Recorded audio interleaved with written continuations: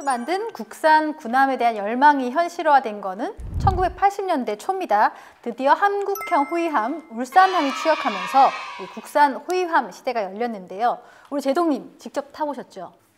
지금의 이지스함처럼 그때 호위함이 꿈의 함정이었습니다. 정말 깨끗했고 손님도 많이 왔고, 그 호위함 특징을 좀 쉽게 이야기하면은 이제 조선소에서 우리가 만들었고, 아까 미국에서 갖고 온 게 아니라 국산 전투체계의 시초였어요.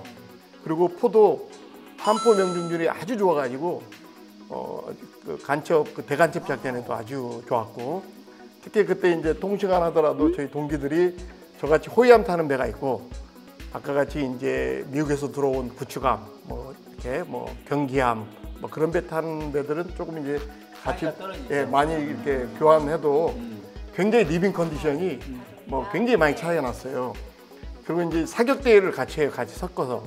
근데 표적이 하나가 있는데 그 표적을 같이 쏘아야 되는데, 우리 그 호위함 먼저 쏘면 그 표적을 명중시켜서 아예 표적이 없어져 버리니까, 그런 이제 그 구축함, 그 미국에서 들어온 배들이 굉장히 좀 꺼려했어요. 우리가 같이 사격하는 거. 실탄으로 쏘는군요. 네, 실제 이제 저희들은 그걸 밥 먹듯이 해야 돼요. 그게 이어서 나온 게 이제 아까 얘기했던 초계함, 포항급 초계함, 그다음에 이제 동해급 뭐 그런 초계함에서 한 28척도가 이제 대량으로, 그건 이제 중령이 주의하는 배예요. 그것도 이제 비슷한 국산 전체기를 썼고, 그래서 그게 영군의 수호에 84년부터 93년까지 굉장히 많이 기여했었습니다. 조금 전에 이렇게 함장님께서 사격 말씀하셨는데, 예전에 우리 KDX 그 5인치 포 사격할 때는 주로 이제 대지 사격, 대함 사격 이렇게 하는데, 사출탄 무게가 한 개 한 30kg 정도 나갑니다. 그렇죠. 이게 이제 우리 시운전할 때 반드시 그 테스트를 통과해야 되기 때문에 반드시 시험을 갖다 해야 되거든요. 그러면 이게 이제 해상 날씨가 안 좋으면은 이게 가가지고 실패를 하면은 그걸 성공한 무려 한 14번 정도, 일반 그 민간 회사에서는 무기를 갖다 아무 장소에나 이렇게 놔둘 수 없기 때문에, 함이 시험을 하기 위해서 적재를 하려고 하면은 사출단을 한 50발리 100발을 갖다 이렇게 다 일일이 손으로 이렇게 옮겨서 장약하고 적재를 해가지고 이렇게 사격을 하고 이러는데, 거기만 실패하면은 다시 배에서 이렇게 회사 무기고로 이렇게 확인된 장소에 다시 이렇게 보관을 해야 되기 때문에, 그런 일을 갖다 열 몇 번씩 반복하다 건조 과정이 사실 그 사격하는데 통과하기가 쉽지 않습니다. 여기서 궁금한 점이, 아까 이제 호위함, 울산급 호위함이 이렇게 최신형 우리 손으로 만들었다고 하면서 구경도 올 만큼 이렇게 반겼던 그런 배인데, 사실 그 당시에는 미국에서 아까 들여온 구축함을 주력 전투함으로 쓰고 있었다고 하셨지 않습니까? 그렇죠. 네. 근데 왜 구축함을 만들지 않고 우리 손으로 호위함부터 이렇게 만들게 됐는지? 그 당시에 이 구축함은 2차 대전 때 주력함이에요. 거기에 모든 그 군함의 기술이 다 되어 있고 좀 비싸요, 크기가. 3,000에서 3,500톤. 근데 우리는 그보다는 처음부터 크게 할 수는 없잖아요. 기술이 없으니까. 우리는 겨우 기껏해야 학생호에다가 PKM 이런 고수정 만드는 수준이었으니까, 그래서 좀 다운사이징 하자. 그러나 그 기술은 현대 기술을 따라가는 차원에서 하는데 좀 작게 하자. 그럼에도 불구하고 울산급 호위만 돈이 많이 들었어요, 그 당시엔. 그래서 아까 양재도 얘기했지만은 그보다 좀 작은 거, 1200톤짜리 천안함급을 만들어놓은, 그때 당시에 그 국방비, 여건 이런 걸 고려해서 한 거죠. 사실은 2차 대전 후부터 지금까지 거의 한 70년에 이르는 세월 동안 세계 어느 나라하고 비교해보든 미군이, 해군이 압도적으로 강하다라는 건 불변의 거의 진리 같은 거거든요. 뭐 러시아군, 중국군이 뭐 미군에 좀 도전을 한다라고 해도 해군은 도저히 미군하고는 절대 상대가 안 된다라는 그런 인식이 강하게 있었기 때문에, 우리의 제일 일어날 듯한 전쟁 상황인 남북 간의 어떤 싸움을 상정을 하면 좀 큰 싸움, 어떤 전략적인 임무 이런 것은 아무래도 이제 미군이 다 주력으로 좀 해주지 않겠느냐. 그런 상황에서 실용적으로 우리가 좀 할 수 있는 건 뭐냐라고 하면 그거보다는 좀 더 작은 규모의 작전, 뭐 이런 거를 좀 더 당장 해야 될 일이라고 생각했기 때문에, 그런 역할 분담적인 생각 속에서 좀 작은 배로 가지 않았나 생각합니다. 또 한 가지 이유가 있어요. 또 한 가지가 이제 우리 한미 연합 작전 계획에 보면은 태프콘 3 이상 되면은 미국의 항공모함 전단이 4개가 와요. 그러니까 전쟁이 일어나면 미국이 다 준다는데 왜 해군을 키워? 이런 것이 군 내부에 이 머리에 박혀 있죠. 특히 이제 육군 같은 경우는 그때 좀 약간 싫으셨군요. 약간 맺히셨군요. 이런 때 얘기하면 언제 해요? 그건 한미 간에 약속이 된 거기 때문에 일단 우선순위에서 밀리죠. 미군이 해준다는데. 그러나 우리가 이제 2019년도에도 트럼프 대통령이 방위비 분담금 500% 나누면 미군 철수한다 그랬잖아요. 어떻게 될지 모르는 거예요. 그래서 우리는 미군이 떠날 거에 대비해서 항상 우리가 독자적으로 우리 국민들의 생명과 재산을 보호할 수 있는 능력을 가져야 된다.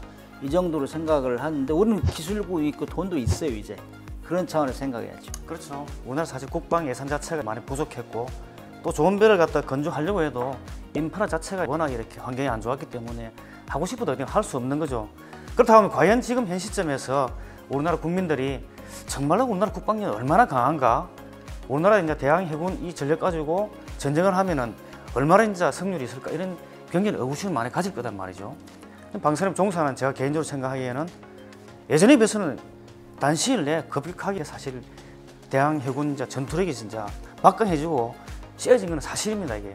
그러함에도 불구하고 좀 더 이렇게 관심을 가지고 기술 개발에 더 투자해야 된다는 것은 일본은 핵심적인 것은 수입에 의존하고 있는 게 사실이거든요. 이런 것들만 좀 더 보완한다고 하면은 더욱더 이렇게 강대국이 되지 않을까 하는 그런 생각을 갖다가 해보고 우리 국민들도 아마 시청자분께서도 아마 이런 것 갖다 충분히 인지하시고 오늘 국방 예산이 많이 편입돼 가지고 좀 이렇게 방산하는 데 좀 도움이 될 수 있도록 이렇게 관심을 가져달라는 그런 부탁드립니다. 제 생각에는 이제 방사청이 2006년에 창설됐어요. 그 전에는 이제 육해 공군에서 해군 같으면 조함단이라고 있었어요. 이제 우리 해군 선배님들이 그때 당시 아까 말씀하신 예산이랄지 대간첩 작전, 간첩 잡는 게 주요였기 때문에 호위함을 먼저 했지만은 해군에서는 1980년도 초부터 해군 구축함 사업단을 만들어 가지고 이 해군은 배를 만드는데 어느 날 결심했다고 해서 1, 2년 사이에 딱 만들어지는 게 아니에요. 한 10년이 걸려요. 그러니까 이제 이렇게 계획 잡고 돈 준비하고 중계 가는데 4, 5년. 그다음에 조선소에 들어가 있는 데가 한 3년 정도 걸리고 이지스함 같은 경우 잠수함 같은 4, 5년 걸려요. 그럼 합치면 10년이잖아요. 그렇기 때문에 저희 선배님들이 1980년대 초부터 이제 호위함을 하면서 그때 동시에 구축함도 이제 연함뿐만 아니라 우리 기술로 대항으로 나갈 수 있는 구축함을 시작했던 거예요. 단계적인 단계였다. 스텝 바이 스텝이다. 그렇게 하시면 좀 좋을 것 같아요. 네네. 자, 울산급 호위함이 또 한때는 가장 강력한 이 군함이었지만 9척 모두 지금 현재는 퇴역했거나 퇴역을 앞두고 있습니다. 이후에 또 규모나 무장을 강화한 차기 호위함 사업이 배치 1, 2, 3, 4까지 계획이 돼 있죠. 이것이 마무리되면 모두 26척의 차기 호위함을 갖게 되는데 그렇다면 우리 해상 전력 정말 막강해진다 이렇게 보면 됩니까? 예, 아주 맞는 말씀입니다. 그런 26척이 되면 울산급 호위함이 9척이 다 퇴역을 하더라도 기존의 구축함 못지않게 강력한 화력을 가졌다고 볼 수 있어요. 특히 이제 제일 중요한 게 우리 국내 조선소에서 우리 기술로 만들었다, 설계하고 만들었다. 두 번째, 이제 전투 체계면 함자 사람의 두뇌와 같은 거거든요. 전투 체계를 옛날에는 두뇌로만 봤는데 지금은 센서 잡는 그 레이더나 그다음에 두뇌, 그다음에 슈터, 무장까지를 전투 체계라고 그렇게 불러요. 그걸 우리 이제 이게 전부 국산화되는 겁니다. 특히 이제 울산급 배치 3 최근에 이제 진수한 충남함 같은 경우는 어떤 급이냐면은 전투 체계가 복합 센서 통합 마스터라고 해서 멀티 펑션 레이더예요. 그 동안에 이제 레이더들이 이렇게 휴전형 레이더였는데 이지스함처럼 다기능 이상 배열 레이더고 사면에 90도씩 카바에 360도 보게 고각도 0도에서 90도까지 초당 수천 발의 방사를 쏘아가지고 국산 미니 이지스급이에요. 그다음에 이제 그 스텔스가 아주 좋아가지고 배에 보면은 경사를 뒀을 거예요. 뭐 10도나 15도. 그러면 적 함정이 우리를 잡았을 때 굉장히 적게 보이는 거예요. 그다음에 이제 생존성 기술도 좋아가지고 박스 거더라고 가지고 우리가 피격을 당했을 때 배가 떠 있는 시간이 굉장히 길어졌어요. 그래서 이런 것들을 이제 태국이나 그다음에 필리핀 등에도 지금 수출하고 있는 상태예요. 요약하자면은 정말 이런 배들은 국내 방산업체 기술의 백화점이다. 이게 전부 국산 하드웨어고 소프트웨어고 전부 이런 생태계를 구축하고 또 이제 체계 연동 기술이 굉장히 좋아졌어요. 그다음에 이제 차기 한국형 이지스 구축함 KDDX의 전초함정으로 보시면 돼요. 배치 3의 그 아름다운 배는 저희들은 그걸 스마트하기도 하고 해군은 또 굉장히 뷰티풀십 그렇게 용어를 써요. 이제 미군들이랑 같이 이야기할 때는 그렇게 평가할 수 있겠습니다. 국산화를 반드시 해야 되는 그런 이유가 있습니다.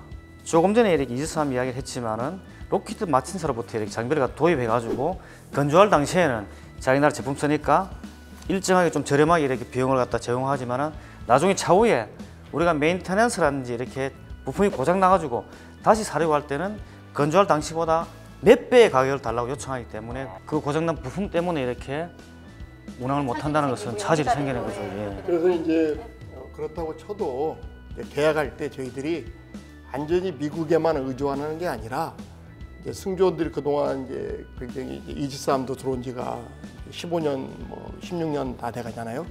기본적으로 고장 나면은 함장이 우리 승조원 전문 부사관들하고 같이 해서 트러블 슈팅해서 메뉴를 보고 1단계로 고칩니다. 함장이 배수리도 해야 돼요. 함장이 하는 게 아니죠. 함장은 리더십을 발휘하는 거고 이제 팀워크를 발휘해가지고 이제 부사관들하고 하는데 그다음에 그것도 안 되면은 이제 국내에 상주하는 우리 미국 기술자 몇 명이 있어요. 아까 후속군수지원, 뭐 LTS, 뭐 그런 게 있어요. 핵심 뭐 네트워킹, 뭐 스파이 레이더, 뭐 무장치기 그런 기술자들이 있어요. 그다음에 우리 정비창에 우리 한국 이제 군무원들이 그걸 배웠어요. 그렇게 해보고 그래도 안 될 때 미국에서 이제 비행기 타고 오면 굉장히 좀 비싸게 이제 돈을 돌리는 거예요. 그래서 이제 마찬가지로 우리도 동남아에 팔면 이제 그렇게 수입이 되는 겁니다.